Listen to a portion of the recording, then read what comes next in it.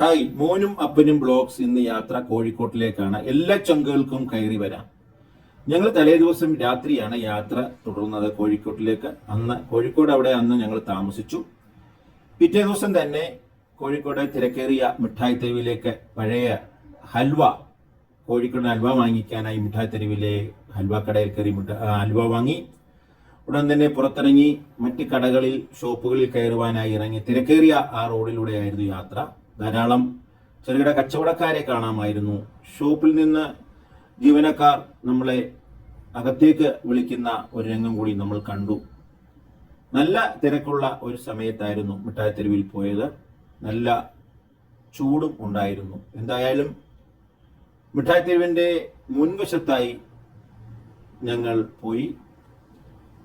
അവിടെ നമ്മൾക്ക് ഇരിക്കുവാനായി സിമന്റിൽ തീർത്ത ഇരിപ്പിടങ്ങൾ തയ്യാറാക്കിയിട്ടുണ്ട്. ആ ഇരിപ്പിടങ്ങളിൽ ഇരുന്ന് കഴിഞ്ഞാൽ നമുക്ക് തൊട്ടടുത്ത് തന്നെ ചുവർ ചിത്രങ്ങൾ കാണാം. ആ ചുവർ ചിത്രങ്ങൾ എനിക്ക് തോന്നുന്നു നമ്മുടെ മിഠായി തെരുവിലെ SK പൊറ്റക്കാടിൻ്റെ ഒരു ശില്പമുണ്ട്. അദ്ദേഹം ഒരു കഥാകൃത്തായിരുന്നു, നോവലിസ്റ്റ്. അദ്ദേഹത്തിൻ്റെ കഥയെ ആസ്പദമാക്കിയാണ് ആ ചുവരിൽ ചില കഥകളെ ആസ്പദമാക്കി ചിത്രങ്ങളും കഥകളും ഒക്കെ അവിടെ കൊത്തിവെച്ചിരിക്കുന്നു. അവിടെ ഇരുന്ന് വിശ്രമിച്ചതിന് ശേഷം വീണ്ടും ഞങ്ങൾ മിഠായി തെരുവിൻ്റെ ആ ഭാഗങ്ങൾ കാണുവാനായി ഇറങ്ങി. അപ്പോഴാണ് നമ്മുടെ SK പൊറ്റക്കാടിൻ്റെ ശില്പം അവിടെ സ്ഥിതി ചെയ്യുന്നുണ്ട്. അത് കണ്ടു. അങ്ങനെ വിശ്രമിക്കുന്ന ധാരാളം ആൾക്കാരെ കണ്ടു. അത് കഴിഞ്ഞ് ഞങ്ങൾ കോഴിക്കോടിലെ പ്രശസ്തമായ ലൈബ്രറി, ആ ലൈബ്രറിയിൽ ഒന്ന് പോകണമെന്ന് തോന്നി. ലൈബ്രറിയിൽ പോയിരുന്ന് അന്നത്തെ ദിനപത്രങ്ങൾ വായിച്ചു. അവിടെ പഴയ ലൈബ്രറിക്കകത്ത് തന്നെ പഴയ 2 ചീനഭരണി ഇരിക്കുന്നത് കണ്ടിരുന്നു. ധാരാളം ലോട്ടറി വിൽപ്പനക്കാര്, ചെറുകിട കച്ചവടക്കാര്, അങ്ങനെ ഒരു പേരയ്ക്ക വിൽപ്പനക്കാരനെ കണ്ടു. വളരെ ഭംഗിയായി അദ്ദേഹം ആ പേരയ്ക്ക അടുക്കി വെച്ച് വ്യാപാരം നടത്തുന്നു. ലൈബ്രറിയിലെ കാര്യം ഞാൻ പറഞ്ഞിരുന്നു. ലൈബ്രറി ഉൾവശം ഇങ്ങനെയാണ്.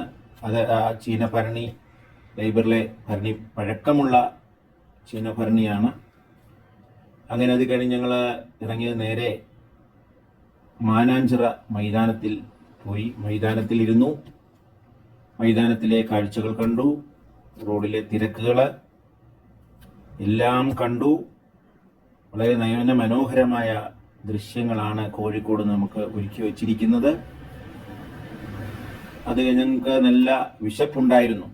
അങ്ങനെ അവിടെ തിരക്കിയപ്പോൾ പാരാഗൺ എന്നൊരു പഴയ ഹോട്ടൽ, വർഷങ്ങൾ പഴക്കമുള്ള ഹോട്ടലാണ്.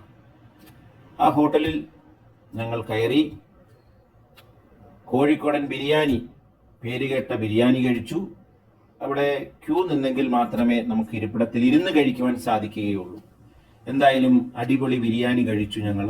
അതിനുശേഷം നേരെ കോഴിക്കോട് പ്രശസ്തമായ കോഴിക്കോട് ബീച്ചിലേക്കാണ് ഞങ്ങൾ പോയത്. ബീച്ചിൻ്റെ കാഴ്ചകൾ, ധാരാളം കാഴ്ചകൾ നമുക്ക് കാണുവാനുണ്ട്. ഒരു ദിനം കൊണ്ടൊന്നും കോഴിക്കോടിലെ കാഴ്ചകൾ കണ്ട് നമുക്ക് തീർക്കാൻ പറ്റില്ല. ബീച്ചിലെ കാഴ്ചകൾ കണ്ടു, സൂര്യാസ്തമയം കണ്ടു. ബീച്ചിനെ കൊണ്ട് തന്നെ ജീവിക്കുന്ന ധാരാളം ചെറുകിട വ്യാപാരികളുടെ വ്യാപാരങ്ങളൊക്കെ അവിടെ ഉണ്ട്. അവരെയൊക്കെ കണ്ടു. അങ്ങനെ ഞങ്ങൾ ആ സന്തോഷകരമായ ഒരു ദിനം കോഴിക്കോട് കഴിഞ്ഞ് ഇറങ്ങി. ഈ വീഡിയോ നിങ്ങൾക്ക് ഇഷ്ടപ്പെടുമെന്ന് കരുതുന്നു. ഇഷ്ടപ്പെട്ടാൽ ലൈക്ക് ചെയ്യുക, ഷെയർ ചെയ്യുക, കമൻറ്റ് ചെയ്യുക, സബ്സ്ക്രൈബ് ചെയ്യുക. Okay, by.